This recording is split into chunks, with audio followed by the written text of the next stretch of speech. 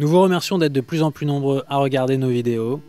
N'hésitez pas à nous envoyer vos commentaires, les élèves de la classe Ulysse vous répondront. Dans cette vidéo, vous verrez notre sortie dans les prairies de Villeneuve où on a introduit des moutons. C'est Madame Maillet qui est notre guide.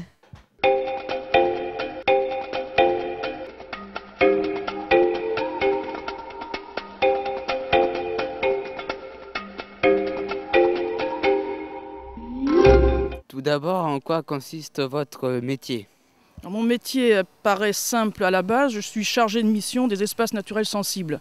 Alors en quoi ça consiste? Ça consiste à mettre en place le plan de gestion qui est fait sur des espaces naturels sensibles. Où sont les espaces naturels de la commune?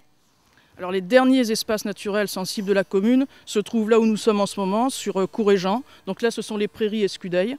Donc sur la carte on peut les situer sur ce secteur ici là. Voilà. Donc ce sont les derniers espaces naturels sensibles. Après il y a d'autres espaces mais qu'on appelle espaces verts. Donc ils ne sont plus dans les mêmes configurations et surtout ici par rapport aux espaces naturels sensibles, c'est ce qu'on appelle conserver la biodiversité. Alors qu'est-ce que c'est que la biodiversité? C'est conserver la nature et c'est ce qui nous permet de respirer, entre autres, et de toutes les espèces, l'habitat et toutes les espèces qui sont dessus, dont l'homme aussi bien sûr. Alors, ces espaces sont sensibles parce que justement ils sont en voie de disparition, parce qu'on voit que l'homme sur la planète prend de plus en plus de place et donc grignote la nature et notamment pour se loger puisqu'on a besoin de logement, puisque nous sommes quand même quelques milliards sur la planète maintenant et que la nature, la terre n'est pas extensible, donc on grignote sur ces espaces naturels pour permettre à l'homme de continuer à se loger, à se nourrir, etc. Mais à un moment donné il faut qu'on puisse arrêter, parce que si on continue à détruire tous ces espaces, eh bien, comme je disais tout à l'heure, on ne pourra plus continuer à vivre sur la planète. Donc à un moment donné, il faut qu'on dise stop, là on arrête, on ne fait plus de construction et on préserve la nature, ce qui permet à tout le monde, toutes les espèces de vivre, et en particulier l'homme, puisque là c'est ce qui nous intéresse, on est les premiers concernés. Donc voilà, il y a un tout, et à un moment donné, il faut qu'on dise stop, là on ne construit plus, on arrête. Alors on construit différemment, on fait les choses différentes, mais on se dit voilà, ça il faut qu'on le préserve pour qu'on puisse continuer à vivre sur la Terre. Merci. De quoi sont-ils formés?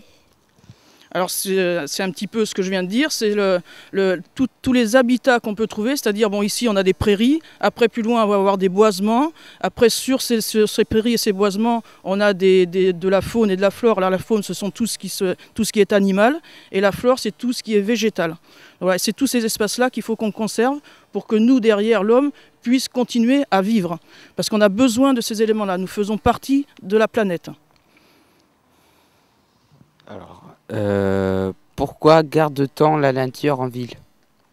Un petit peu pour toutes ces raisons-là, hein. Et c'est très important de garder ce contact avec la nature, et aussi c'est elle qui nous fait vivre, notamment quand on parle de préservation des espaces naturels, c'est espaces naturels et agricoles, et donc l'agriculture est très très importante puisque c'est avec elle qu'on se nourrit. Bon, l'homme respire avec la nature, mais se nourrit de la terre, donc c'est-à-dire qu'on a des éleveurs, des agriculteurs qui nous permettent de manger, donc soit en élevage, ou en culture, ou en maraîchage, donc c'est grâce à ça que l'homme peut aussi peut vivre. Donc là on le voit derrière, on a des moutons qui sont en gestion de pâturage sur ces espaces-là et on a passé une convention, enfin un partenariat avec un éleveur qui nous permet, nous en plus mairie, de gérer ces espaces-là.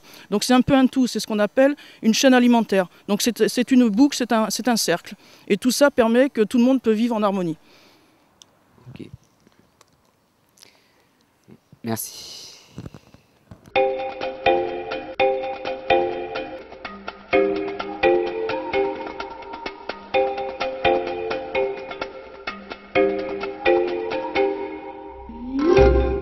Cette sortie nous a permis de mieux connaître l'utilité de la nature en ville. Nos prochaines vidéos vous montreront notre travail en classe. Partagez nos vidéos sur YouTube ou sur Facebook. À bientôt!